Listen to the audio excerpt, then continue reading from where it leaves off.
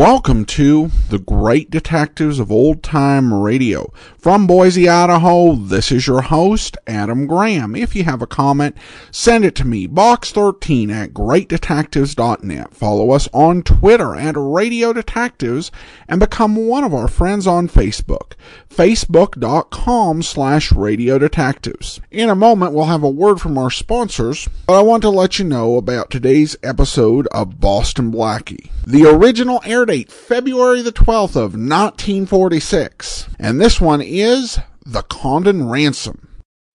Before the show starts, I want to let you know about an offer from our sponsor, Audible.com. Audible is offering our listeners a free audiobook with a 30-day trial membership.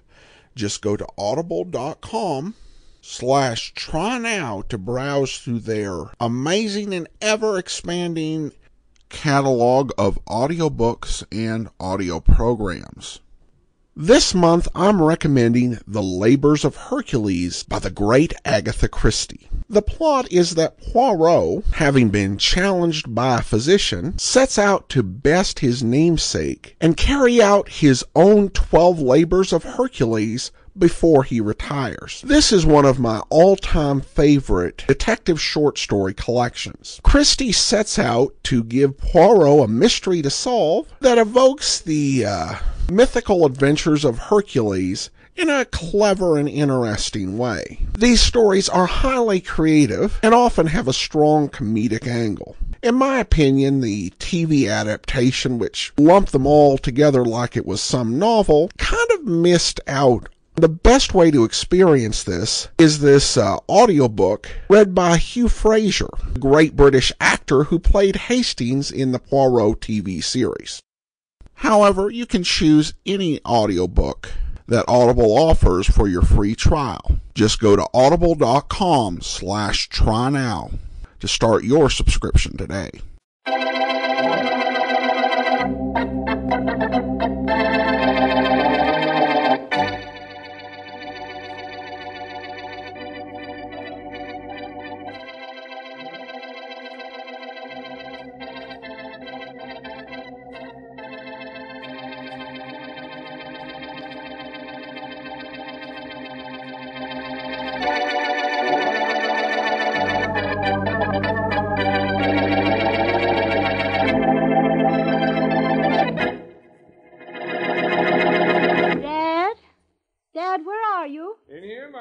In the library. Oh, Dad, I'm going out for a little while. At this time of night, Marjorie? I don't think you should. I'm a big girl now, Father. I won't be long. All right. But you go to bed. You're not as young as you used to be. No, I'll wait up for you. All right, if it'll make you any happier. And don't be too late, dear, please. No, I'm just going down to the village center. Well, don't have too many ice cream sodas. I promise. Okay, lady, just stand still. Keep your yap shut, lady. This gun in my hand will go off. Oh, what do you want? You, lady, to take a little trip with us. A nice short trip, or maybe a nice long stay. I'll handle this, Jack. I'll handle it fast. The lady looks nervous. Look, if it's my money or jewelry you want, you can have them. We don't want jewels, lady. We want $50,000 in exchange for you.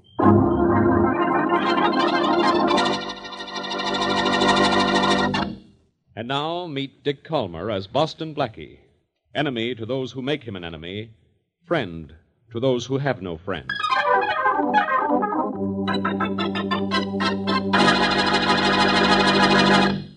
Oh, Blackie, hurry up or we'll be late for the party. You know, you were supposed to be all ready when I came to pick you up. Well, it's a late party, isn't it, Mary? So doesn't that mean everybody should be late? Now, darling, if you're going to make jokes like that, maybe we better not go. I'll behave. How do I look? Beautiful? I'll settle for handsome. All right, handsome, you're beautiful. Let's go. Uh-oh. The doorbell. I might have known. Don't worry, Mary. This can't be trouble. Come in. You shouldn't have said that. This Boston Blackie's apartment. Yes, and he's just leaving. With me. I'd like to speak to you for just a minute. Well, that's about all the time I have right now. You see, This we is were very just... serious, Blackie. I'm Harry Condon, John White's son-in-law. Is that very serious? It's not serious enough to make us late for that party, darling. Well, can't this wait till morning, Condon, whatever it is? No, it can't. My father-in-law found a note about an hour ago. My wife has been kidnapped. I need your help, and quick. Oh. Sit down, Condon. Oh, that's awful. Mary, you'd better call your friends and tell them their party will have to do without us tonight. Yes, it certainly will. I'll call them right away. All right, Condon. Let's have the facts. Well, I certainly didn't expect to get your help this quickly. I don't usually offer to help this quickly. But to me, there's no crime in the world worse than kidnapping.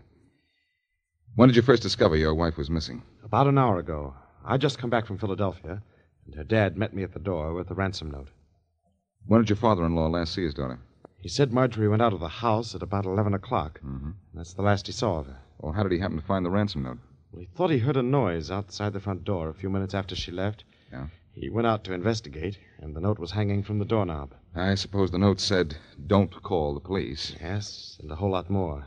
But we did call the police just the same. It wasn't until we calmed down a little that we thought of contacting you. Well, maybe if we work fast, we can get your wife back.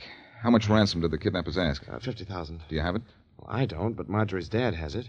And a lot more besides, as you probably know. To whom was the ransom note addressed, you or your wife's father? Well, to Marjorie's father. Yeah, that's proof the kidnappers knew which of you two had money, and that may help in tracing them. Dad wants you to come to the house right away, if you will.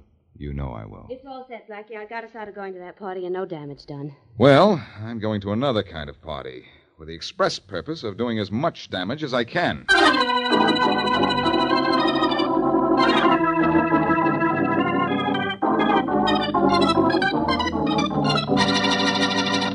Can't let you go through with your plans, Inspector Faraday.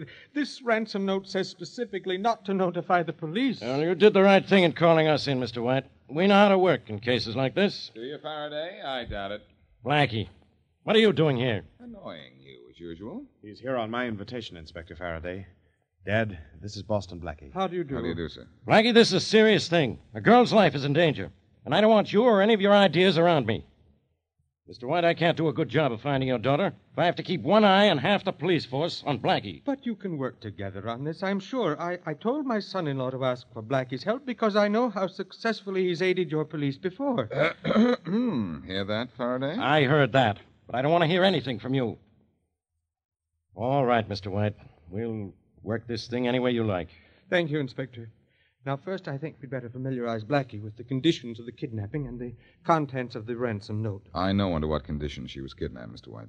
Now, look, where was your son-in-law during this kidnapping? You've been gone all day, haven't you, Harry? Yes, I was in Philadelphia on business.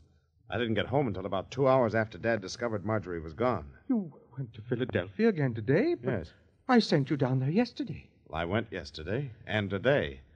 When I got to the office this morning, there was a letter from a firm down there saying they wanted to see me right away. Well, let's skip that for now. May I see the ransom note, Mr. White? Of course, Blackie. Here, it's rather long. Yes, long and clever, too. The words were cut out of Good News magazine and pasted down to make sentences. Took a long time, too. This thing was well planned. How do you know those words were cut out of the Good News magazine? I recognize the type and the quality of the paper, Faraday.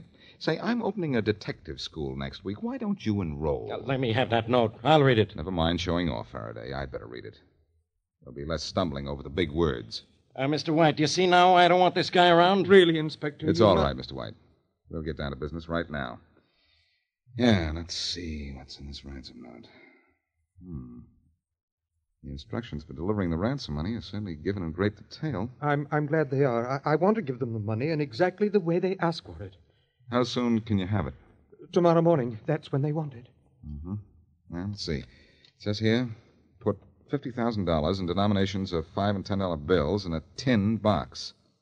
Get an airplane and fly due north from this city Wednesday morning until you are over the Wasika Mountains.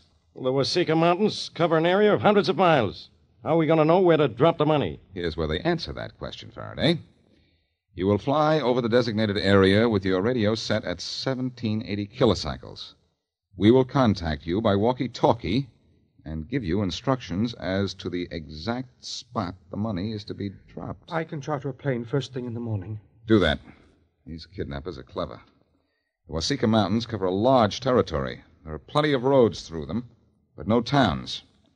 Look, the nearest town of any size at all is a good 50 miles from the edge of the mountains.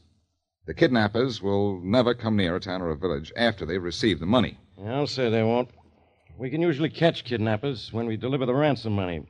But this time we can't. Yeah, they're plenty clever. I understand that, Inspector, but I want that money delivered. All right. I'll deliver it. No. I won't let you. You're a policeman, and I promise not to call the police. Blackie, would you deliver the ransom money? Would I? Why, yes, I would, and I will, but under one condition. You can have any condition you like. Well, what I'd like is to be allowed to handle this all by myself. Now, wait a minute, Blackie. Sorry, Faraday, sorry, but if I do this, I do it my way, without any interference from the police. I'm quite agreed. How about you, son? I think Blackie should be the one to do it. And so do I. You have to see it our way, Inspector. Well, I guess I do with that.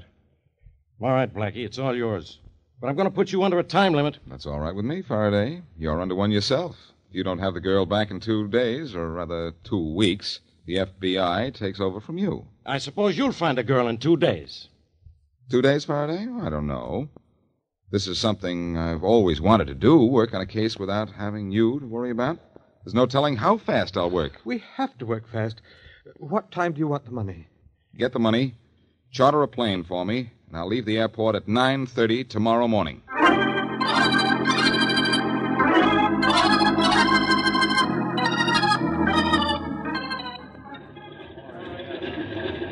Blackie, Yes, Mary? I don't like the sound of that plane warming up. Be careful, will you, darling? Worried? You know I am. Please be careful. Better tell that to the pilot over there. He's in charge of the plane. I'm only his passenger. Now, that's what worries me. Have you got a parachute? A parachute? What for? In case something happens over the mountains and you have to come down. I think I'd rather come down in a plane than in a parachute, Mary. Hey, here comes Mr. White and his son-in-law with the money. Oh, darling, the thought of you flying over those mountains in that plane scares me to death. What do you want me to do, Mary? Fly over those mountains without it? Hello, Blackie. I'm sorry we're a little late, but there was a little difficulty getting the money. And then we were caught in the downtown traffic. Gentlemen, this is Mary Wesley. How do you How do you do, Miss Wesley? Well, I don't think the kidnappers will mind waiting a few minutes for their money. You have it? Yes, here it is. It's a heavy steel box, just as they instructed. Only I marked each bill as Inspector Faraday requested. A tiny X in the corner. Here, you take the box. Okay, Mr. White. And Blackie, bring my wife back, please. I'll do what I can, Condon. Blackie, I'm still worried. Won't you please change your mind? Sorry, Mary, too late. The only thing I want to change now is this steel box for Marjorie Condon.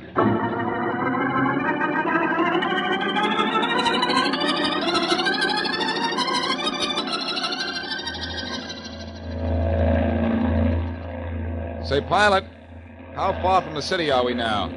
About 100 miles, Blackie. Those are the Wasika Mountains down below us now, aren't they?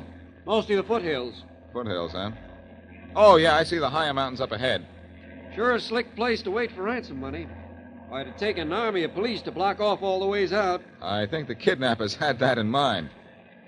Your radio tuned to the frequency they wanted? Yep. 1780 kilocycles. Good. How soon do you think we'll hear from them? Few miles, maybe. A walkie-talkie doesn't have a terrific range. Have that box of money ready? All set. I saw you looking at it. Does $50,000 look like a lot of money? In 5s and 10s, it sure does. Hello, airplane. Hello. Can you hear me? Can you hear me? Over. There's our contact, Blackie. Good. I'll take the talk back now. Sure. Here. Hello, airplane. Hello. Can you hear me? Can you hear me? Over. Yes, we can hear you. Over. We can see you. Head due north 1 mile. Due north 1 mile. Over. How are we heading, Johnny? Northeast at the moment. I'll head due north right away. Hello. We'll head due north. Then what? Over. Straight ahead of you, there's a high peak. A high peak. Fly directly over it. In the valley, on the other side, you'll see a large white square on the ground. Fly at 500 feet. Drop the money near the square, then scram. Over. All right, I'll do it. But when do you return the girl? Over. After we get the money. You're crossing over the mountain now. Do you see the white square? The white square. Over. I see it, Blackie. We see it. Here comes your money. Just open the window on the side of the cowling and drop it. You don't have to be too accurate. I know. But I'd like to drop it on their heads. There it goes. Nice going, buddy. The box is falling pretty close to the square. Thanks for the package. You're welcome, pal. Just let's call it a present for the present.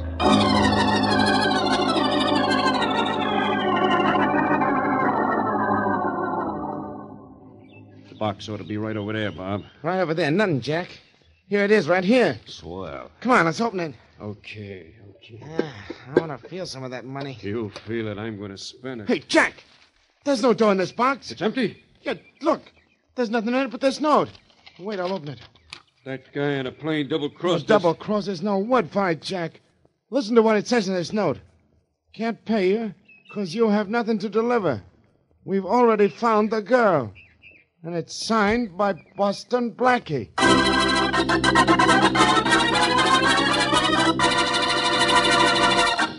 And now back to Boston Blackie.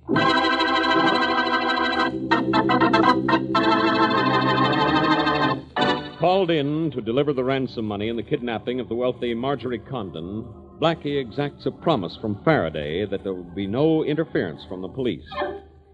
Working alone, Blackie follows the kidnapper's instructions, but instead of delivering the money to the designated mountain country, Blackie delivers only a note saying he has already found the girl.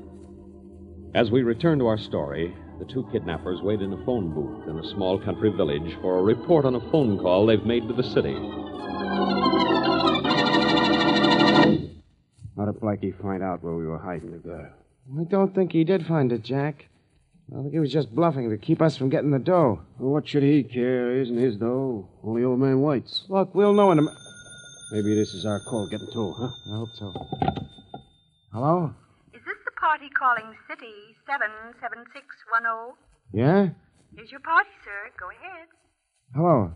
Oh, Jim? Yeah, this is Jim. Who's this? Bob. Jim, is everything okay? Sure, everything's okay. What about you? You get the dough? You still have the Condon dame? Sure, she's sitting right here. So Blackie's note was a gag, huh? Jim, lock up the joint good and tight, and don't let anybody in except us. We're coming back. Hey, what is this all about? We'll tell you when we get in. See you in a couple of hours. We've been crossed up, and I'm going to cross out a couple of people just to get even.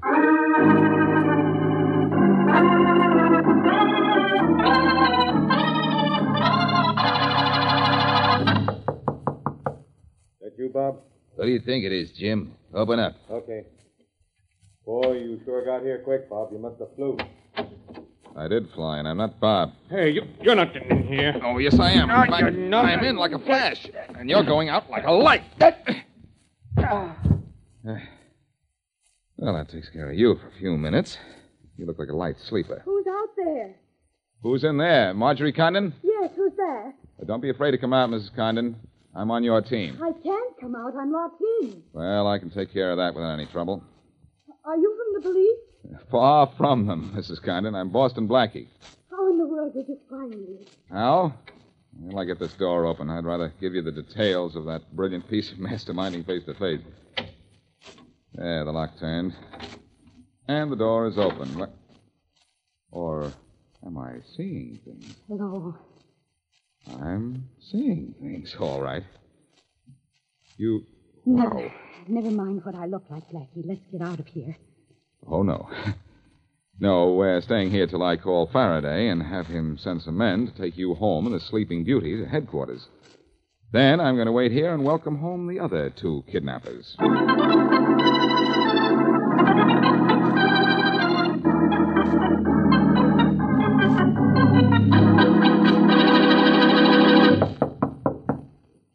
is it? It's us, Jim. Jack and Bob. Open up. Sure thing, Bob. Look, you don't have to hide behind the door when you open it for us. We ain't cops. What's the matter with you, Jim? You got knives? All right. Stand where you are, both of you. What? Hey, Bob. You ain't Jim? I got a hunch. It's Boston Blackie. You should play your hunches on the nose, Bob. You're right. Where's the girl? At home. Where's Jim? In jail, and in a few minutes, you're going to be keeping him company.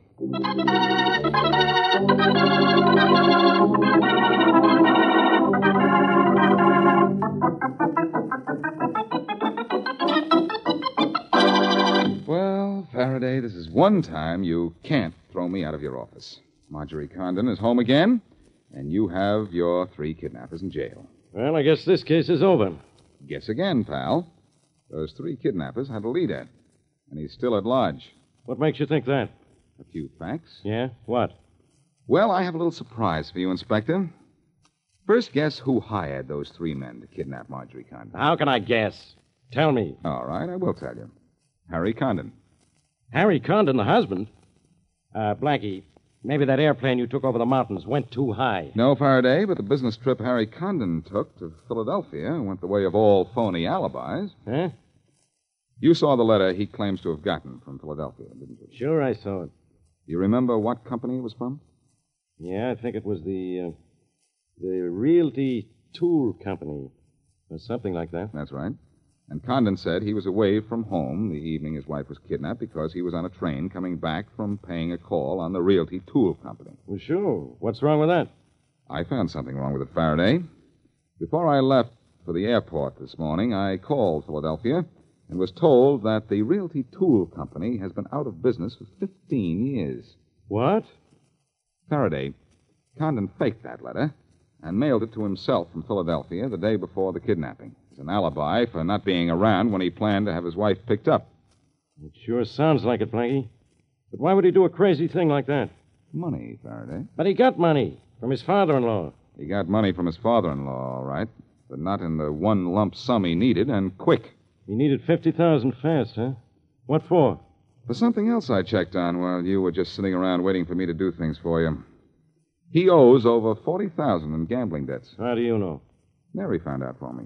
I put her to work on the hunch I had. She got to me with the information about an hour ago. So Condon had his wife kidnapped, huh? That makes him as guilty as the guys I have in jail. Just as guilty, yes. But not just as much in jail. Well, come on up to his father-in-law's house. We'll fix that right now.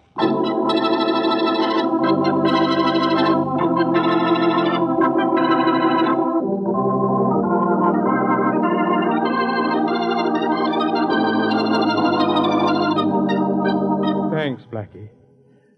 Thanks for getting my daughter back. It was a pleasure, Mr. White. And I want to thank you for your part, too, Inspector Faraday. My part isn't over yet, Condon. And this is going to be a pleasure for me.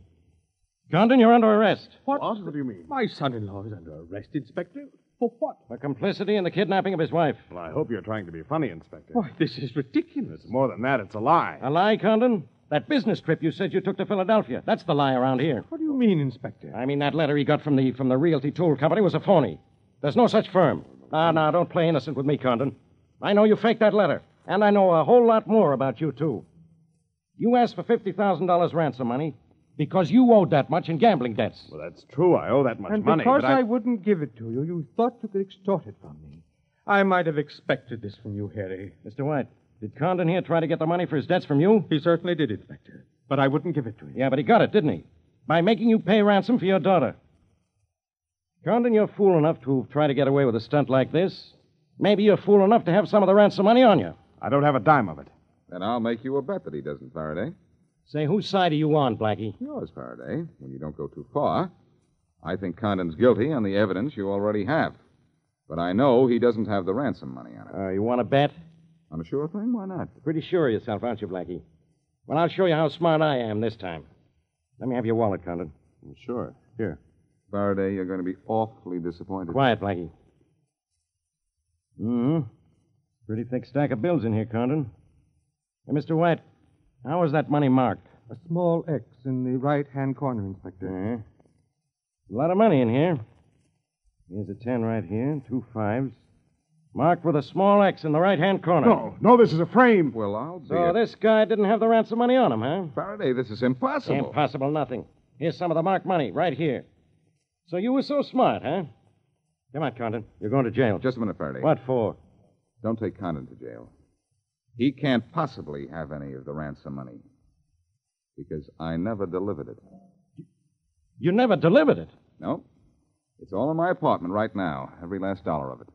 But if you have the $50,000 in your apartment, where'd this money come from? It's marked like the ransom money. I think it came from Mr. White here. What? Who marked a few extra bills in addition to the $50,000 and planted them in Condon's wallet. That's a lie. Why would I do such a thing? You didn't like your son-in-law. That's one why. Didn't like me. He hated me. He tried a dozen times to get his daughter to divorce me. Why, and she wouldn't. He tried a dozen times to involve me in shady business deals. Now, he even offered me money to leave his daughter. Now, look here, Harry. And when I asked for money to pay my debts, he refused me, hoping the men I owed money to would get rid of me in their own way. He's telling nothing but lies. It's true. You're telling the lies, Mr. White. Just as the letter you sent your son-in-law from Philadelphia was a lie. Just as the ransom note you prepared for the kidnappers was a lie. And just as the ransom money you planted in Harry's wallet is a lie, too. Blackie, you have that ransom money in your apartment? Yes, All of it? every cent. All right, Mr. White. You're under arrest. No. Yes, Mr. White. And too bad, too. Your trick was to convict your son with marked money, but my trick made you a marked man.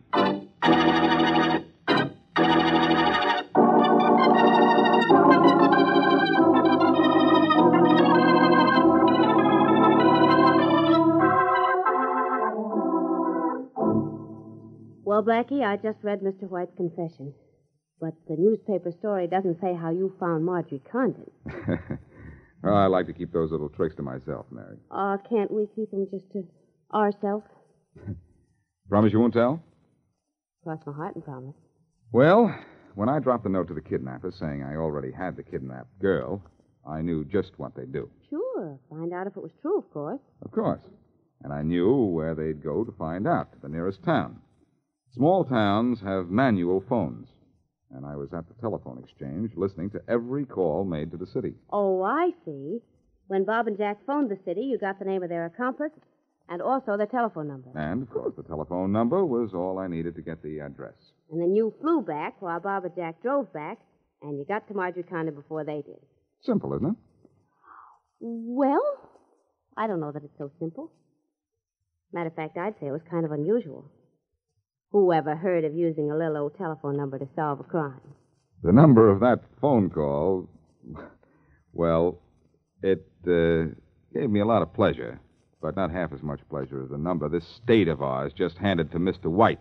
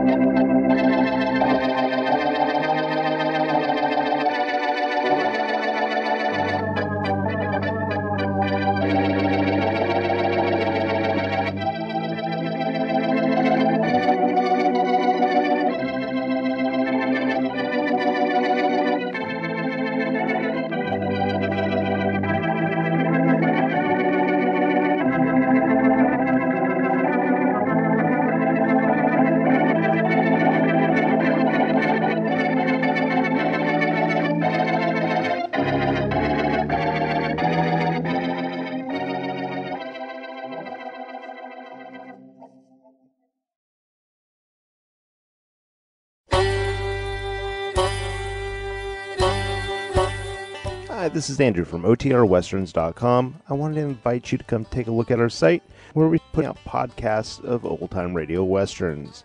Check us out at OTRWesterns.com. You're listening to The Great Detectives of Old-Time Radio with Adam Graham. Now let's get back into the show.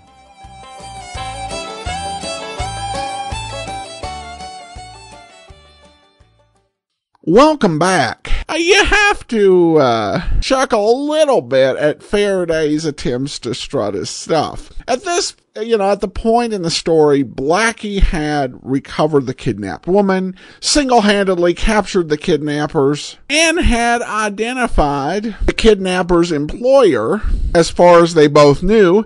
And Faraday's like, ha!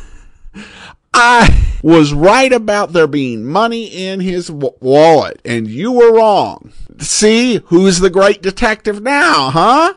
Though, to be fair, Blackie was actually on his way to getting the wrong man sent to prison if Mr. White hadn't just overplayed his hand a bit. So Faraday's attempts to one-up Blackie may have saved the day. Well, that will actually be all for today. Be sure and join us tomorrow for yours truly, Johnny Dollar. Next Thursday, another episode of Boston Blackie.